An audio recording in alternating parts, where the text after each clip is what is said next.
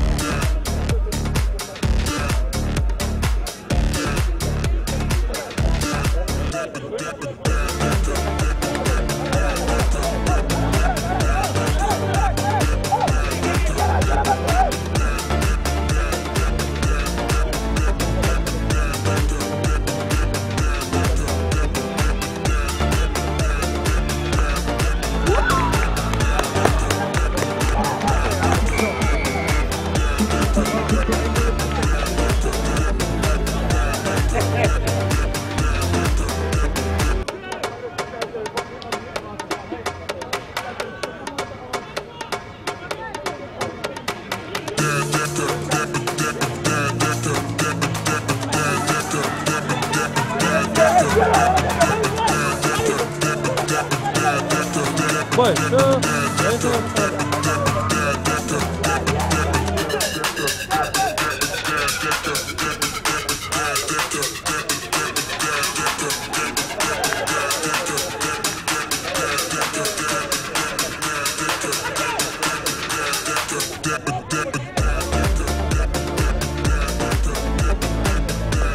but ain't it go? But then you come in with them.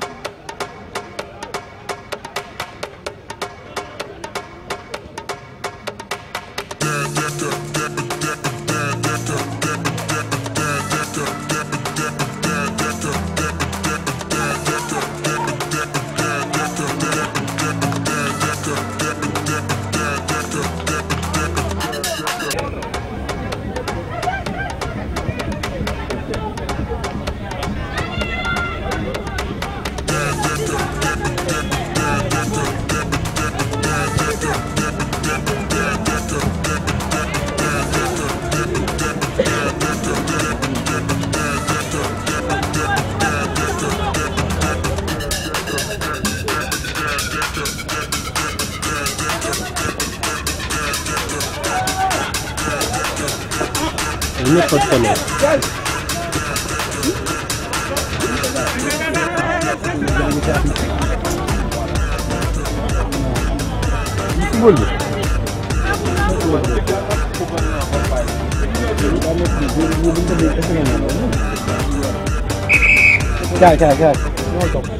Non, man kay.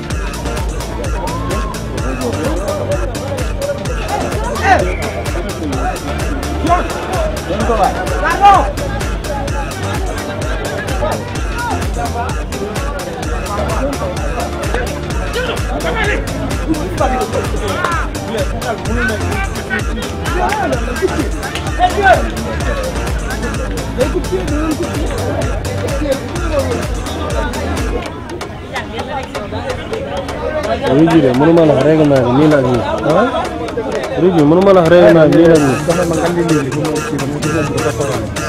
ah pour mën a am kii information lépp am ci boobu ay kenn tubaab lañ fekk ci mais amul benn dara waaw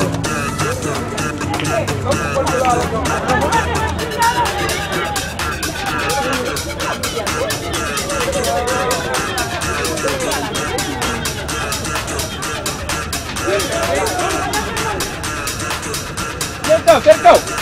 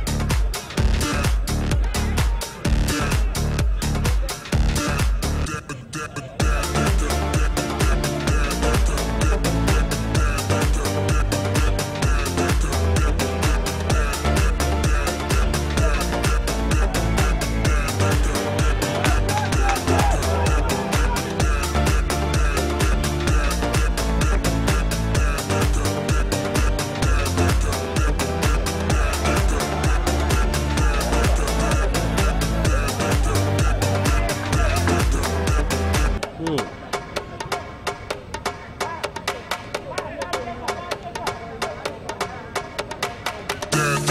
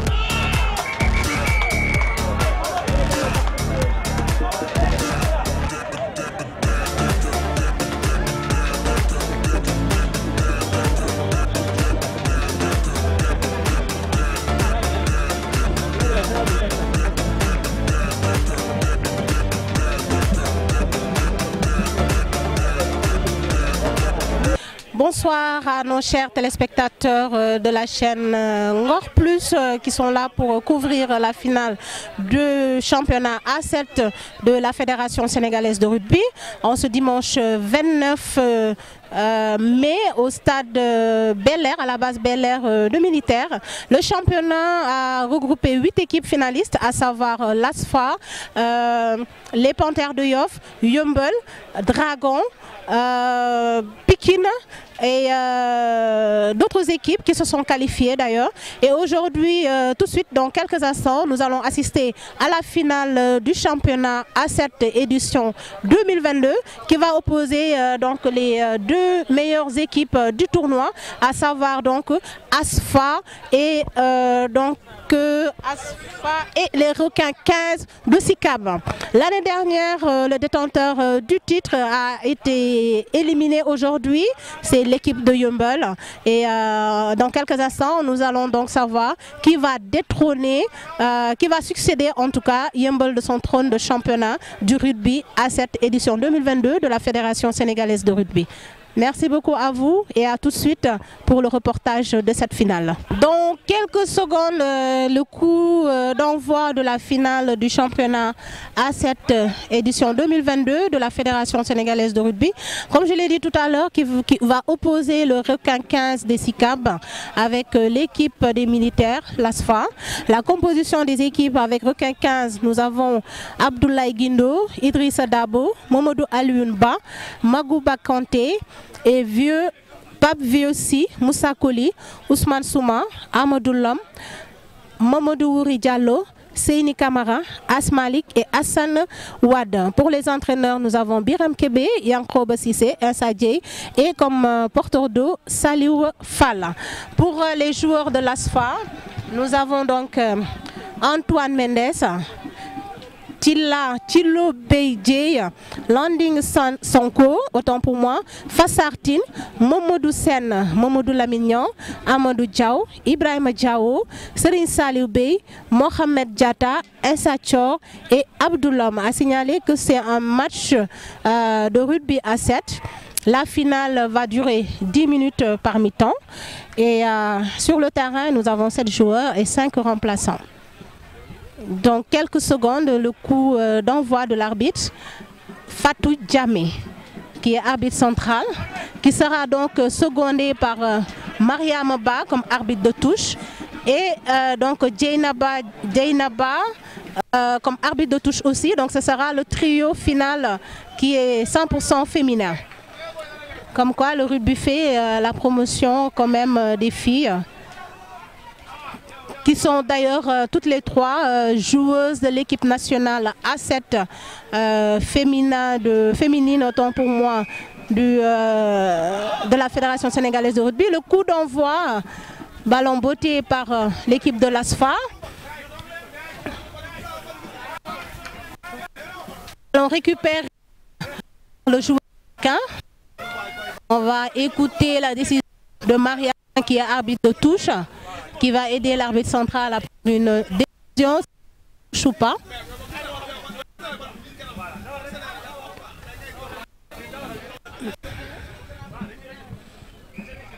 Donc l'essai est marqué, donc essai pour l'équipe de l'ASFA. Donc essai de l'équipe de l'ASFA, donc 5 pour ASFA. Et 0 pour Requin pour l'instant. On va voir s'il y aura une transformation de l'essai ou pas. La transformation va être jouée par le joueur Insa Thior, le numéro 5, qui est ailier de l'équipe.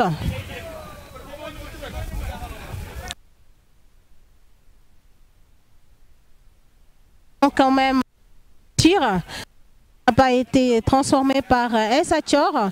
Le score 5-0 pour l'équipe de l'ASFA.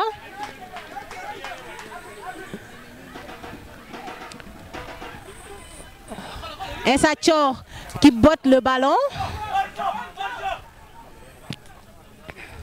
Ballon récupéré par l'équipe de Requin qui essaie d'avancer dans la foulée. Stoppé par l'équipe de l'ASFA.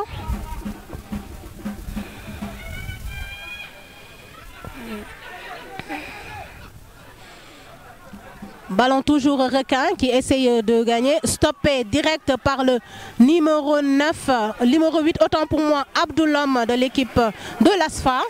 Le ballon qui se joue toujours entre ASFA et requin.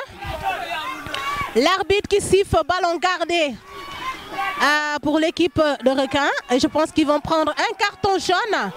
L'équipe de requin, donc le joueur, on n'a pas encore le numéro. Donc c'est le joueur Babolo qui prend donc un carton jaune. Il va rester sur la touche pendant 2 minutes.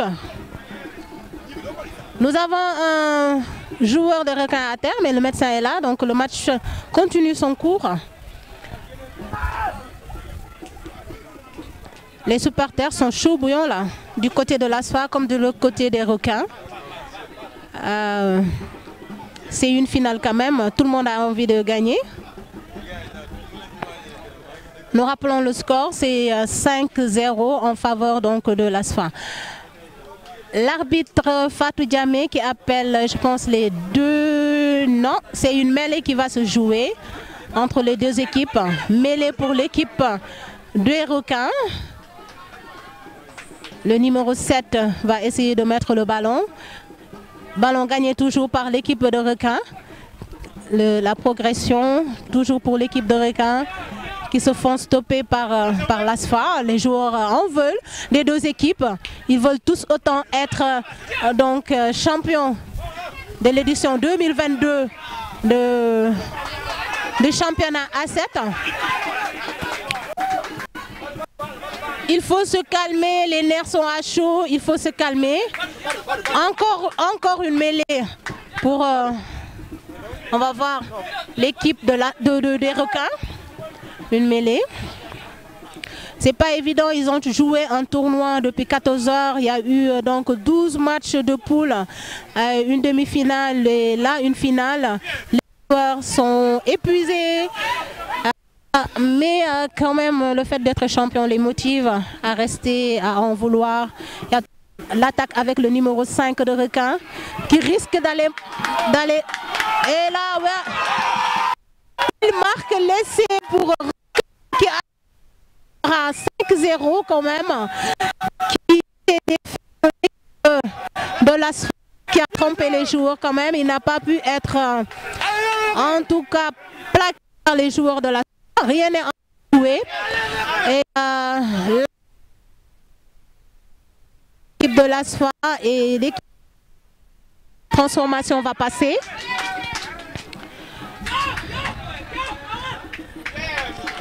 La transformation est passée. Ça fait 7 pour l'équipe de requin, autant pour moi, et 5 pour l'équipe de l'ASFA. Derrière moi, vous entendez les cris et la joie, en tout cas pour manifester la joie des équipes de l'équipe de requin. Rien n'est encore joué. Nous sommes donc à la 5e minute du temps de jeu, si je peux me permettre, un petit calcul vite fait là.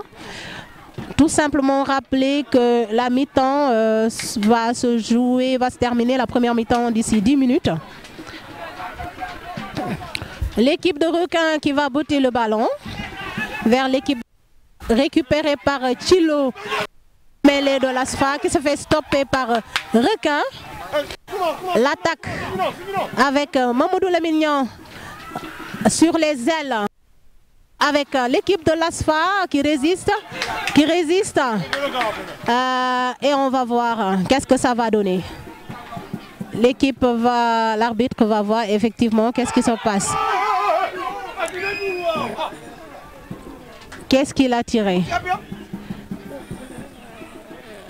Voilà, Mamadou Lamignon qui met donc le deuxième essai pour l'ASFA, qui a joué rapidement donc leur possession au pied et qui a trompé la vigilance de l'équipe des requins, qui est partie donc marquer l'essai qui donne l'avantage à ASFA. Le score donc pour l'instant qui est de 10-7. On va voir si la transformation va se faire, les 2 points.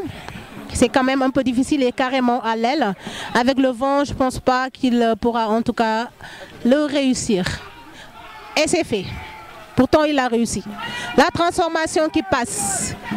Donc là, ça fait 12 pour Asfa et 7 pour l'équipe de Requin 15 des SICAB. Même par Biram Kébé et Yankoba Sissé. Requin en attaque avec Babalo qui avait pris tout à l'heure un carton jaune qui se fait stopper net. Voilà, ballon toujours pour Requin qui se joue vite au pied. Ils attaquent. On sent que les jambes ne sont plus solides quand même par rapport au premier match qu'on a assisté, c'est normal. Comme je vous ai dit tout à l'heure, c'est 12 matchs. C'est 12 matchs. Ah oui, ah oui, ah oui, ah oui. Il y a Amadou Diaw qui renverse quand même le pilier de Requin. Et qui botte le ballon direct sur qui sort le ballon. Et on est à la finale pour un score de 12-7 en faveur donc pour l'équipe de l'ASFA. À tout à l'heure. On va prendre une petite pause, on va revenir dans quelques minutes. Merci. Ils n'ont pas quand même pris les quelques minutes de repos qu'il fallait. Ballon gagné pour l'ASFA avec Thilo, qui donne le ballon à Momodou Niang, qui botte le ballon, qui risque de sortir en touche, mais récupéré donc par le joueur de Requin 15, qui fait la passe à son coéquipier, qui se fait plaquer. On va voir qui va gagner le ballon. Qui va gagner le ballon entre Requin et l'ASFA. Qui va gagner le ballon. L'arbitre qui siffle. Ballon gardé pour Requin. On se calme, on se calme, on se calme. Le carton va sortir.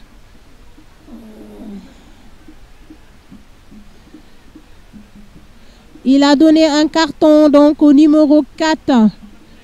De Requin qui va sortir pour 2 minutes avant de revenir dans le match. C'est quand même 2 minutes, c'est quelque chose dans un match à 7 qui ne dure pas longtemps. Une finale, c'est 10 minutes, 10 minutes.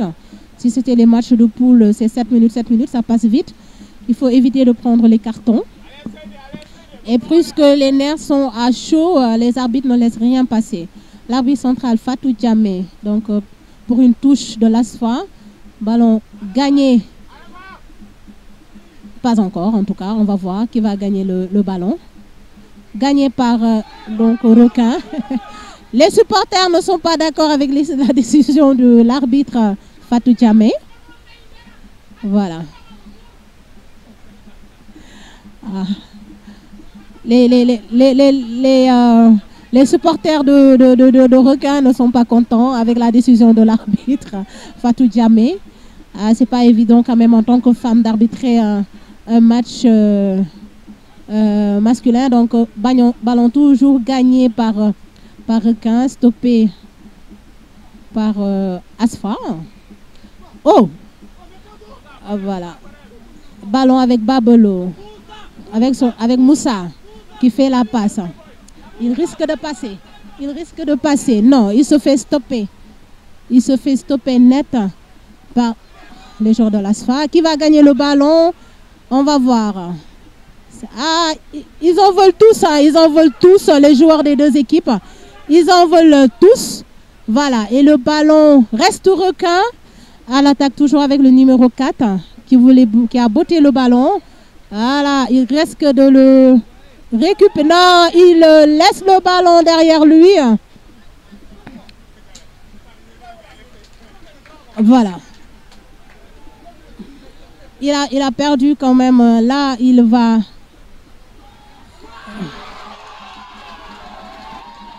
Et donc, Requin qui marque son deuxième essai. Requin qui marque son deuxième essai.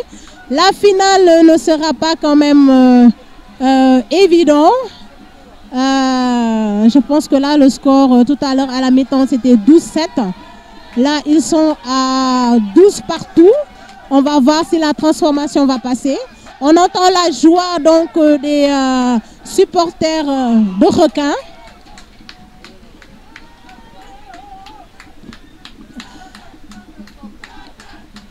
Je ne sais pas trop si la transformation est passée ou pas. Oui, elle est passée. Donc ça fait 14-12 en faveur de l'équipe de Requin, 15. Voilà, les supporters qui manifestent leur joie. Voilà, ce serait bien aussi qu'ils nous laissent un champ de libre pour pouvoir continuer à reporter, s'il vous plaît.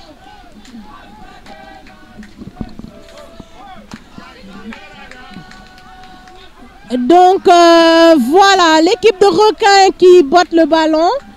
Voilà, le ballon...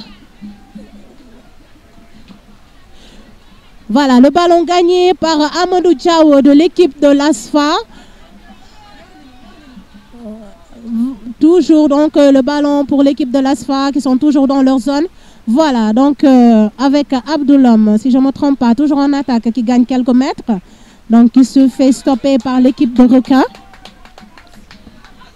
Voilà, le ballon reste toujours ASFA avec un Satchor qui... voilà, qui attire la défense sur lui, qui part, voilà. Oh, un Satchor, toujours avec Amadou Diaw. Ils gagnent quelques mètres, mais ils se font en tout cas stopper.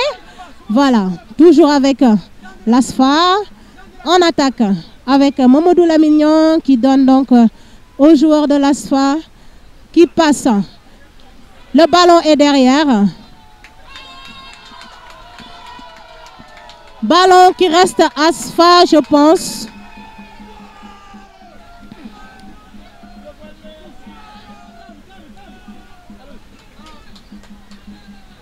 Il ne reste pas beaucoup de temps pour le coup de sifflet final de cette finale du championnat A7 édition 2022 qui s'est jouée ce dimanche 29 mai à la base militaire de Bel-Air. Et c'est l'équipe de l'ASFA qui joue la finale contre l'équipe de Panthère, qui se font mener quand même par 2 points avec l'équipe des Panthères. Requin qui gagne le ballon. Il joue vite, les supporters réclamaient la touche, mais il a préféré jouer vite en bottant le ballon. Le ballon sera certainement militaire. Pourquoi il attend? Pourquoi Lamignon attend? Pourquoi il n'a pas joué vite? Il est dans sa zone là, c'est très dangereux ce qu'il a fait à mon avis. Il aurait pu prendre le ballon et jouer très très vite. Voilà, et ça coûte très cher parce que il y a Babalo qui vole le ballon, qui va marquer donc le 3e essai, qui ramène la finale à 17-12. En attendant la transformation, c'était un mauvais choix de Lamignon d'attendre, en tout cas de patienter pour prendre le ballon. Il aurait dû prendre le ballon depuis longtemps et jouer rapidement. Ils étaient menés au score et c'est un choix en tout cas qui coûte très cher à l'équipe de l'ASFA et qui favorise donc l'équipe des Requins. Voilà. Le temps quand même, il reste quelques minutes. On va voir.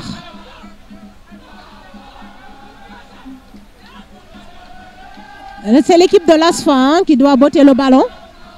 Ou bien l'équipe des Requins. On va voir qu'est-ce qui se passe exactement. Je pense qu'il y a un arrêt de temps.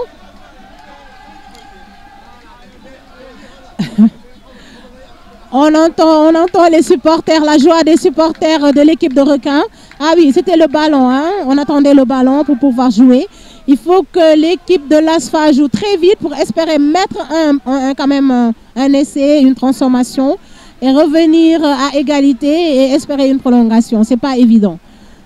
C'est pas évident. Requin en veut je pense que l'année dernière, ils étaient finalistes. Ils ont été battus par l'équipe de Yeumbeul qui s'est fait éliminer dans les matchs de poule. Donc là, on a toujours le ballon avec Chilo, le demi de mêlée de l'équipe de l'ASFA qui joue très rapidement au pied, qui donne le ballon à Lamignon, lui qui avait fait tout à l'heure le mauvais choix quand même par rapport à un Satchor qui accélère. Voilà. Il change carrément de côté. Le ballon c'est derrière quand même. Le ballon c'est derrière. L'arbitre qui siffle.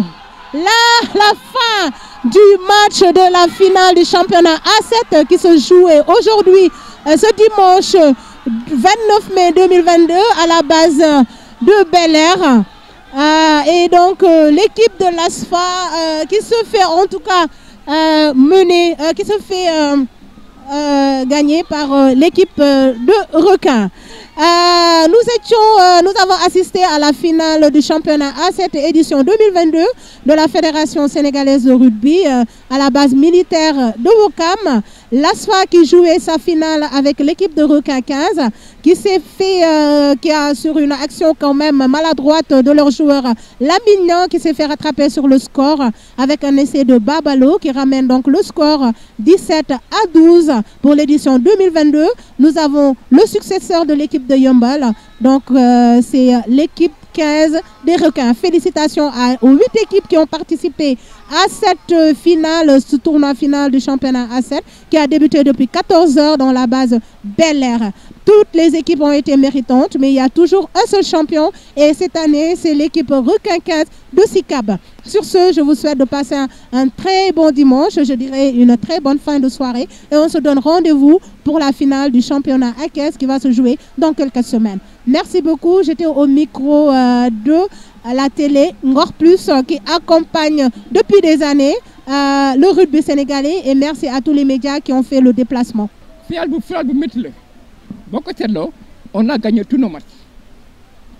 Normalement, pour gagner tous tes matchs, tu ne devais même pas rejoindre en demi-finale avec des équipes qui ont perdu. Hein? Asfa, il a perdu en coup de route. Hein? Mais nous, on a accepté de venir. Et puis les gosses, ils savent jouer. Tu vois, on a enquêté deux essais avec un carton jaune. Mais les gosses sont revenus de plus belles. Ils sont vraiment revigorés. Am jom, am fit. Et puis, ça va jouer aussi. Le clip, moi, la volonté de vaincre. Le vouloir gagner. Avec, comment dirais-je, la qualité des jeux aussi. La qualité des jeux. Avec des gosses vraiment sérieux. Encore, des entraîneurs compétents aussi. Des entraîneurs compétents gagnent, comment dirais-je, Issa Dieye, avec tout le monde. Hein? On a participé à cette victoire-là.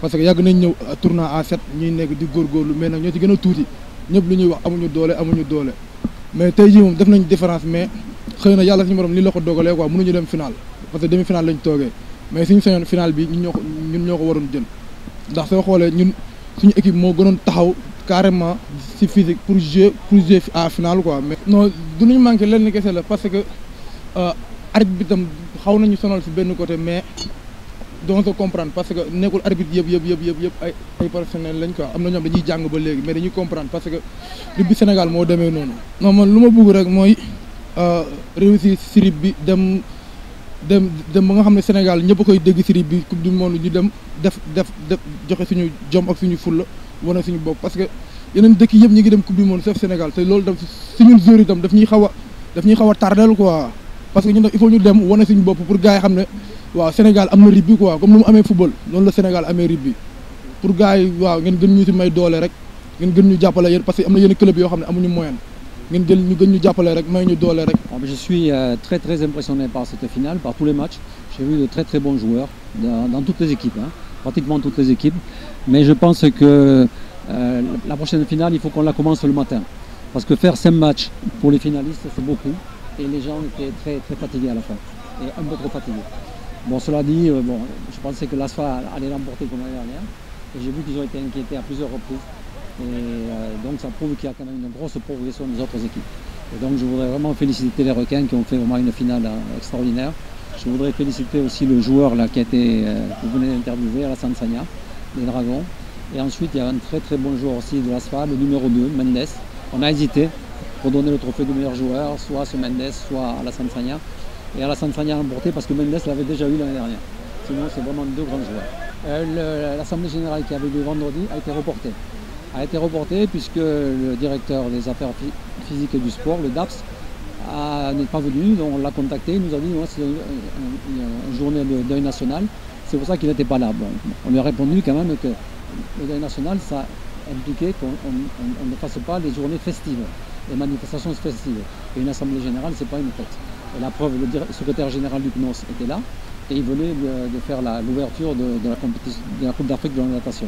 Bon, donc finalement, on n'a pas pu tenir l'assemblée générale, en l'absence du ministère. Pourtant, on avait nos délégués de Casamance, de Kaolack, de Saint-Louis. C'était un gros problème pour nous. Bon, on va la reporter. Mais donc, je n'ai pas encore été élu. Oui, je suis candidat parce qu'il n'y a pas d'autre candidat. Je suis candidat, mais on a expliqué que cette année, je pense que je vais faire équipe avec le vice-président et que dans 2 ans, le premier vice-président me remplacera, celui qui sera élu premier vice-président. Voilà, comme ça, ça lui permet pendant 2 ans de rester avec moi, de venir à l'international avec moi et de se familiariser. Mais celui on n'a qu'un seul candidat au poste de premier vice-président, c'est Madame Ifal. Mais ce qui nous réjouit, c'est que lui, il connaît tout l'international, parce que c'est le médecin référent de Rugby Afrique. Donc il a l'habitude de venir à toutes les compétitions, il connaît tous les présidents africains, il connaît les responsables du rugby mondial aussi, et donc ça c'est un plus. Ensuite il sera bien secondé par Adama Barkoum, et moi-même, même si je ne suis plus là, vous comprenez bien que je ne suis pas resté 30 ans au rugby pour sortir. Hein, je serai toujours derrière eux, à tout point de vue. Disons qu'il y a des hauts et des bas. Il y a des hauts et des bas. Parce que si on est monté haut, c'est grâce à la petite catégorie. Hein, on a formé beaucoup de jeunes qui sont montés et qui ont été performants. Mais après, une fois que vous êtes performant, vous jouez un bon niveau chez les filles, en rugby à 7, en rugby à 15 et chez les hommes. Et vous êtes obligé de faire tous les tournois internationaux. Et ça coûte très très cher. Ça coûte très très cher, donc automatiquement, on est obligé de laisser un peu tomber la petite catégorie. Ça, c'est pas bon non plus. Alors moi, ce que je souhaite maintenant, c'est reprendre un peu de rugby à la base, refaire la petite catégorie à fond, pour essayer de revenir dans 2-3 ans encore plus fort. Parce que cette année, qu'on le veuille ou non, on a constaté une baisse dans le classement, autant chez les filles que chez les garçons, on est en baisse parce que justement, on n'a plus cette petite catégorie. Vous vous rendez compte qu'il y a 3 ans, en junior, on était le numéro 3 en Afrique, dans moins de 20, numéro 3. Et cette année, pour le tournoi U20 au Kenya, on n'a pas envoyé nos jeunes, parce qu'ils n'étaient pas à la hauteur. Parce que le U20, ça change, évidemment, d'une année à l'autre, ça change. Et là, justement, c'est parce qu'on n'a pas été assez performant dans la petite catégorie qu'on a sombré un peu au niveau des U20. Et moi, j'espère qu'on va repartir de ce côté-là. On a une bonne opportunité maintenant avec les JOJ. Donc, on est obligé maintenant de s'appesantir sur les gamins de 13 à 14 ans pour qu'ils aient 18 ans en 2026. Et donc, ça fait qu'on va repartir à fond sur la petite catégorie. Et moi, c'est mon souhait le plus cher. waaw li ñu mën a wax moom mooy final bu neex la final bu neex la 8 équipes ñoo ci daje woon te bu ñu xoolee match yi yëpp ay match yu amoon enjeu la yàlla def na requin moom moo ko jël man kontaan naa ci parce que requin ñoom ñu ngi nekk si Cap ñu ngi doon def liggéey bu yàgg at yi passé ñu xawoon a suux tuuti mais ñu kon ne liggéey et tey final bi ñu joué contre ASFA final bu ñu mérité la ASFA moom moo gagné woon final l'année dernière bii requin moo ko gagné te requin sama xalaat def na tournoi bu nga xam ne moo tax mu mérité gagné tournoi bi donc duñu def lu di leen félicité waaw bilan bi njëkk moom mooy en tout cas ci quelques années ci fédération rugby mu ngi commencé woon Dakar léegi ñu ngi joué rugby Dakar ñu ngi joué rugby Thiès ñu ngi joué rugby Saint-Louis ñu ngi joué rugby Casamance ñu ngi joué rugby Petite Côte donc pour man loolu am solo la moom mooy jël rugby génne ko Dakar mu dem dans les régions donc loolu commencé nañ ko am naa équipe yu fa nekk di jouer beneen bilan bi moom mooy bilan résultats internationaux keroog ñu ngi wax au niveau de rugby Afrique Sénégal moo bokk ci benn fédération bi nga xam ni toutes les catégories de qualifié nañ ci c'est-à-dire suñu équipe nationale rugby à 15 qualifié na suñu équipe nationale rugby à 7 hommes comme femmes qualifié na suñuy équipe U20 qualifié na fédération moom moo ko mënul woon yóbbu ndax problème finance la ak problème de niveau li Gédal doon wax léegi donc loolu moom moo tax ba fekk yooyu demul mais ci kii bi ci bu ñuy mën a wax li ñu def yëpp rek moom mooy rugby plan développement mu ngi jël am may na maillage national moom mooy ñu ngi dem ci dëkk yu ndaw yi beneen bi moom mooy ñu ngi am représentation ci équipe nationale yëpp li ñuy desee fi nekk ni moom mooy comme li ñuy wax rek comme mënoo càppandoo lépp boo bëggee càpp international bi mu sooxee ci petite catégorie bi donc loolu la ñu war a trouver benn équilibre pour que petite catégorie bi bañ a sooxe alors njëkk nañu am benn résultat bu baax rugby à 15 femmes yi bi ñu demee jouer ji Tunisie ñoom ñoo jël deuxième ginnaaw Tunisie donc foofu résultat bu baax U20 waxoon nañ ko sànq dañoo demul donc mënuñu natt suñu bopp sur ñaari tournois yi ñu mujj def tournoi rugby à 7 pour ñun résultat yi baaxul pourquoi parce que bu ñu nekkee di terminer ñun waruñu génn 4 premiers suñu objectif loolu la mais benn bi ñu terminer 7e benn bi ñu terminer 8e donc résultat yi baaxul li tax résultat yooyu baaxul ci leen liñ jàpp am na problème de sélection parce que am na ay joueurs yu baax yu nga xam ne dañu nekk ci région yi mais boo leen mën a indi Dakar yi ñëw 3 entraînements par semaine mënuñu ko donc dañuy mujj bàyyi joueurs yooyu mën a concentré ci ay joueurs Dakar te loolu tamit baaxul ndax dafa indi benn genre ñaxtu ci ñi nga xam ne ñoom ñoo nekk ci région yi war a bokk ci rugby bi te mënuñu ci bokk ndax conditions yi may ñu leen mën a indi donc loolu problème la beneen problème bi moom mooy problème préparation physique il faut que ñu mën a am terrain bu nekk bu disponible bu nga xam ne ñu mën a jàpp préparation physique foofu donc loolu disponibilité terrain lu nga xam ne luñ koy lu ñu ñaxtu la tey jii bu dul woon ASFA seen terrain bi du ñu am fu ñuy jouer match yi donc loolu problème la bu nga xam ne mooy tax tey jii muy liy freiné en tout cas rugby Sénégal loolu ci la bokk.